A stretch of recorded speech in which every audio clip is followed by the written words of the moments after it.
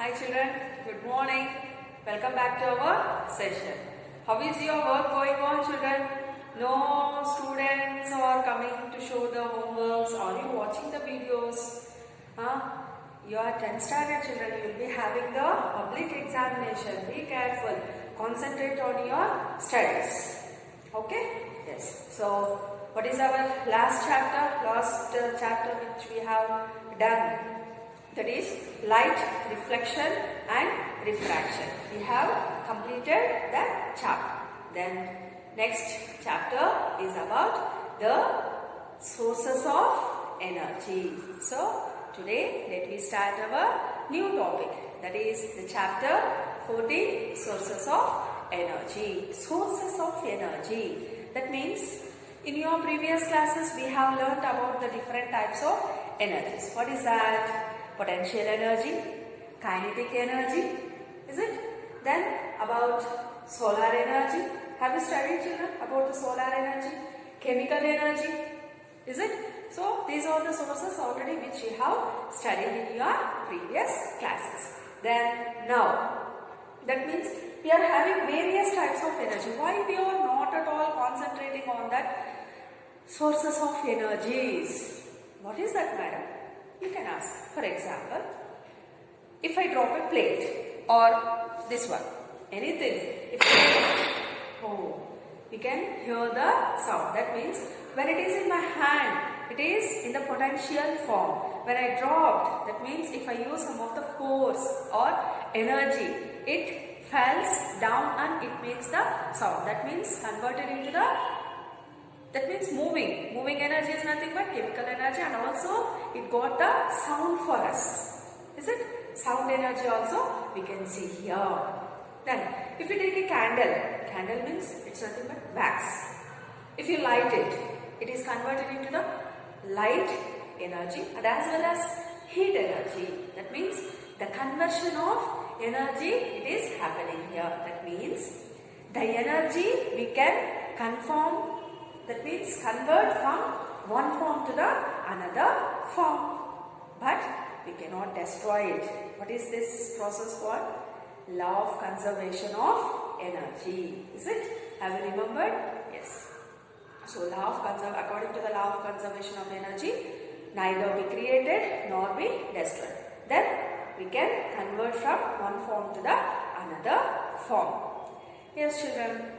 So if you take a bucket of water, keep it outside. So while keeping outside, just check the temperature of that water. You think just 25 degrees Celsius we are having that temperature of the water. Just keep it outside. After 1 hour or 2 hours, just dip your fingers inside. How you will feel? You will feel lukewarm water. How? What it has happened? From the sun rays, the heat it has absorbed. So, we got the hot water. Is it? That means the water is absorbing the heat energy. Is it? Yes. So, like this, we can do few activities regarding this sources of energy. Before going to know about that, let me see. What is a good source of energy? We are talking that sources of energy is also. In that many are there. Okay, so in that, what is the good source of energy? How it should be? If it is like that, then only we call it as the good source of energy. Then what it should be having? Let me see now. It does a huge amount of work per unit mass. So if you use that energy, we should be having that. We have to see, if we are using that energy, the work it has made easy for us. We have to think. So, work per unit mass. Next, it is easily accessible. We have to accept. That means we can carry that very easily.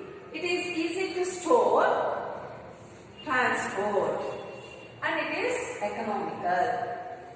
So, we have to store it very easily and we can transport. That means from one place to another place we can take it and go. And economical also it should be free.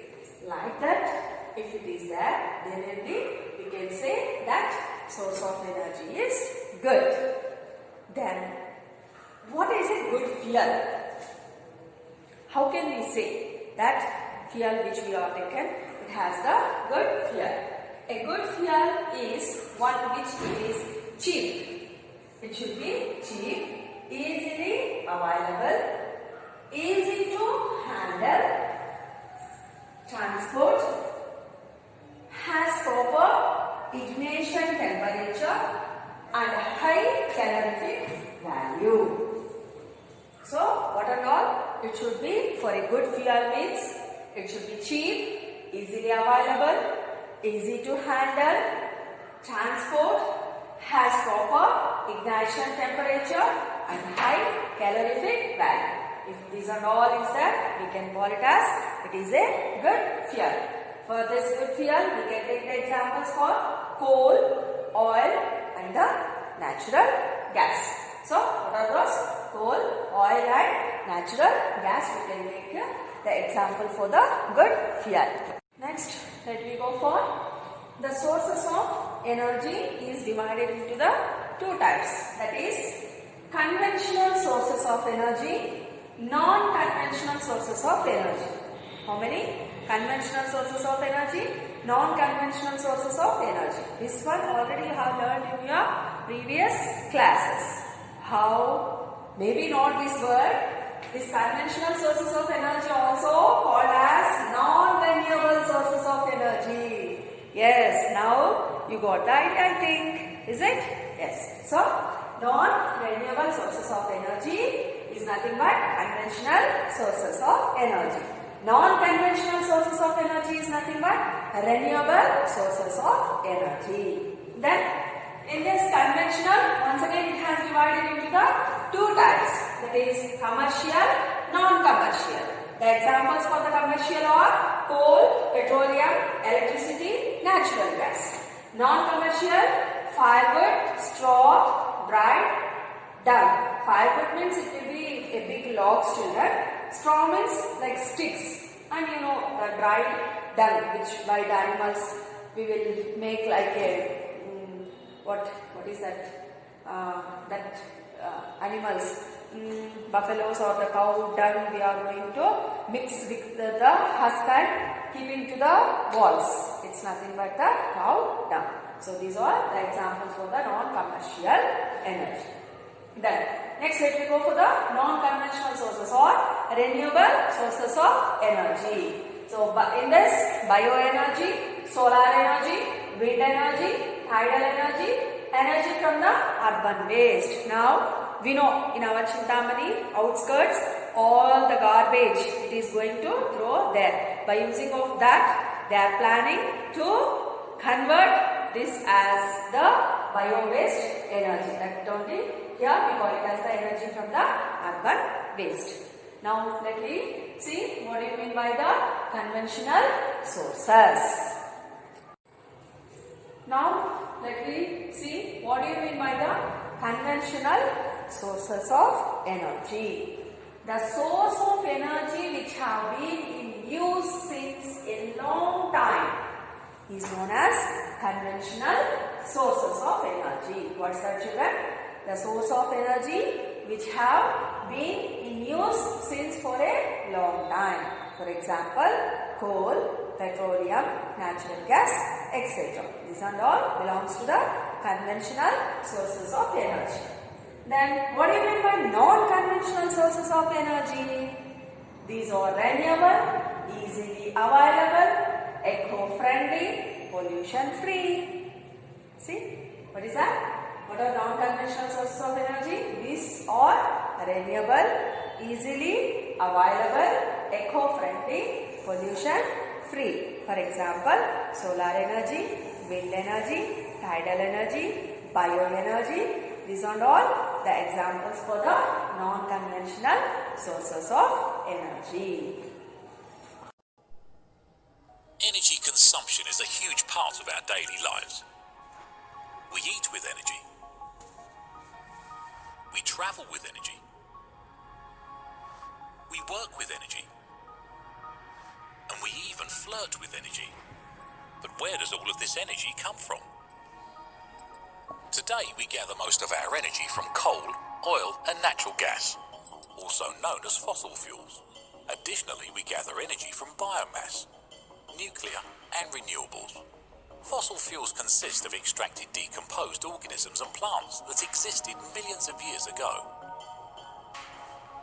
Biomass converts plants into biometric material to produce energy. Nuclear energy is released. Lastly, renewable energy comes from a source that's not depleted when used, such as wind or solar power. But what's the profound difference between them? How they affect our planet? Fossil fuels cost more than what we pay at the pump and impacts our environment in many ways. These impacts include global warming, air quality deterioration, oil spills, and acid rain. It's also projected that fossil fuel resources will be depleted within the next 50 to 100 years. Biomass and nuclear energy also have similar issues. We need a solution relatively fast, and luckily, we have one. Renewable energy comes from resources which naturally replenish in our lifetime, whereas fossil fuels are a one-time use resource in the human timescale. Resources for renewable energy include sunlight, wind, rain, tides, waves and geothermal heat.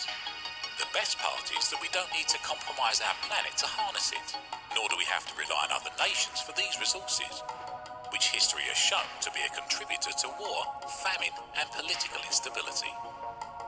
So, how do we get this to look like this? Presently we have the technology to be 100% renewable reliant. The truth is, our infrastructure is built around our fossil fuel dependency. If we could convert our infrastructure to what's known as a supergrid, we would be able to rely on clean, renewable energy. So, what's it going to be? Will our children live in a world full of pollution? Or should they continue the path of evolution? To learn more about a 100% clean... Now, let me go for conventional sources of energy. In that, what do you mean by the fossil fuels? Have you heard about this, children? Fossil fuels? Yes. Fossil fuels are made from decomposing the plants and animals. How will get dead and decaying plants and the animals will form as the fossil fuels. These fuels are found in the Earth's crust and contain the carbon and hydrogen, which can be burned for energy. So, what do you mean by the fossil fuels? These are made from the decomposing of the plants and animals. These fuels are found in the earth crust. Especially, we are having the carbon and the hydrogen, which helps to the burn for the energy. And next, let me go for thermoelectric power generator. What do you mean by the thermoelectric power generator? Thermoelectric materials generate power directly from the heat, converting by the temperature differences into the electric voltage. I'll show you a small video regarding this, how we are going to convert the thermoelectric power generator. So, you are having in the textbook the model of the generator, that only I am going to show in the form of a small video. So, by this, let me end up this session. Tomorrow's class with the new topic. So, follow the running rows, children. It's very important. Okay, thank you. Energy. We have set up a pressure cooker filled with water on a heater. A steam pipe is connected to the top of the cooker where the pressure accumulated in the cooker passes out upon heating. A small turbine and dynamo are connected with a bulb in series and placed near the end of the steam pipe. Switch on the heater and observe. We can see that the turbine starts to rotate and the bulb glows. The steam acts on the blades and spins to impart energy to the rotor. Thus, we see that the rotor blade rotates with the speed which would turn the shaft of the dynamo and convert the mechanical energy into electrical energy. This is a small plant for generating electricity.